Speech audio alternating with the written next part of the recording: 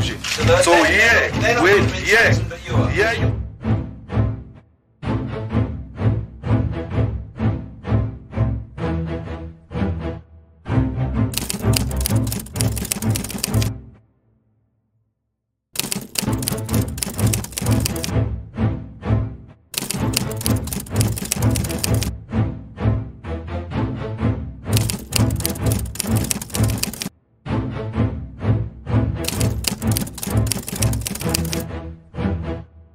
Point. What was Jackson's point? Can I rule? No, but let me speak. What was Jackson's point? We're all equal here. We're all equal here.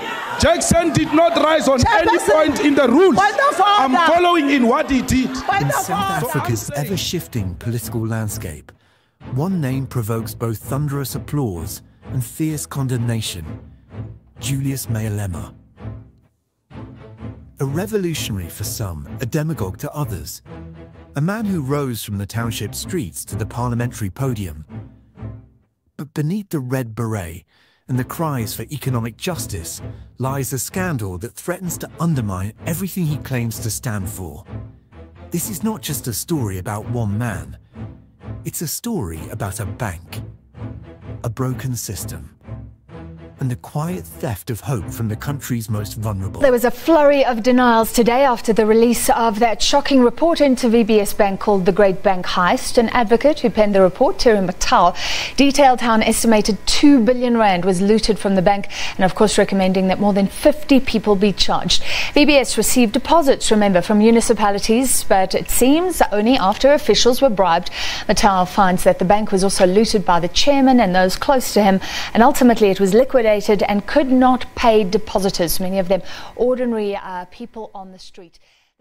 Born in 1981 in the township of Seshego in Limpopo, Julius Malema was raised by a domestic worker mother and never knew his father. In a nation scarred by apartheid, poverty was more than a condition. It was a generational sentence. At the age of 9, Malema joined the African National Congress Youth League ANCYL. His first task, removing National Party posters from polls. But this was more than activism, it was identity. Charismatic, fearless, and politically ambitious, Malema climbed the ANC ranks rapidly. By his early 20s, he was a rising star. By 2008, he was president of the Youth League.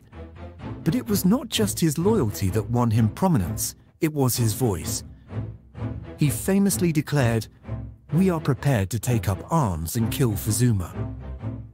Even within a party known for its sharp-tongued youth, Malema stood out. His speeches, often controversial, sometimes inflammatory, were impossible to ignore. But politics is a double-edged spear. In 2012, the ANC expelled Malema. The charges? Sowing division, disrespecting leadership, bringing the party into disrepute. He was mocked, written off, called apolitical, has been at just 31. But Malema had other plans. In 2013, he launched the Economic Freedom Fighters. We are not like all of them. We are not like Cope. We are not like Ahang and all of them. We've got a completely different plan. Ours is expropriation of land without compensation. No one has spoken about that. You can't say we're like them.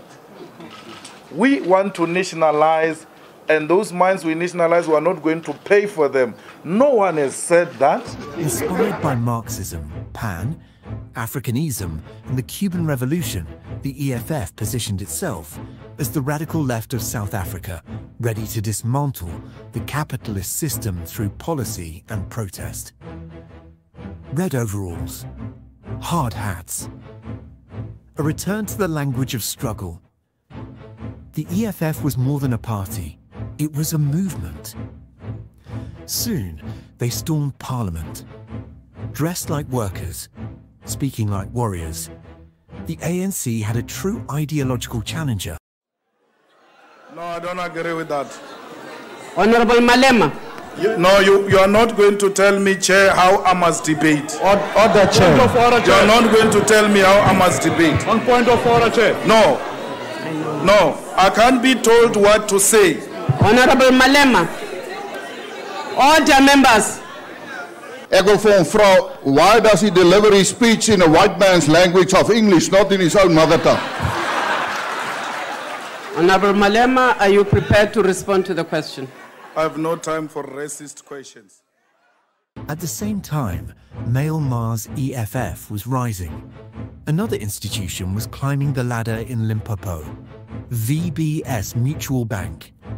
Founded in 1982, VBS began as a humble building society for the Venda people. It helped communities save, finance funerals, build homes. It was known affectionately as the People's Bank. But by the year 2016, something changed. VBS began accepting massive deposits illegally from municipalities. In public, VBS was booming. In private, it was bleeding money. Then came the bombshell. In 2018, the South African Reserve Bank released a report titled The Great Bank Heist. It uncovered a web of deceit, manipulation, and outright theft. Over 2 billion rands had been siphoned off, municipal money, pensioners' savings, burial funds, gone. At the center of the looting, a network of cronies, VBS executives, and politically connected fixers, one of them, Brian Shivambu, brother of EFF Deputy President Floyd Shivambu. Brian's company, Scamica Projects, received over 16 million rands. Bank statements suggested the money didn't stop there. A face of Brian Shivambu as a face of the VBS loot.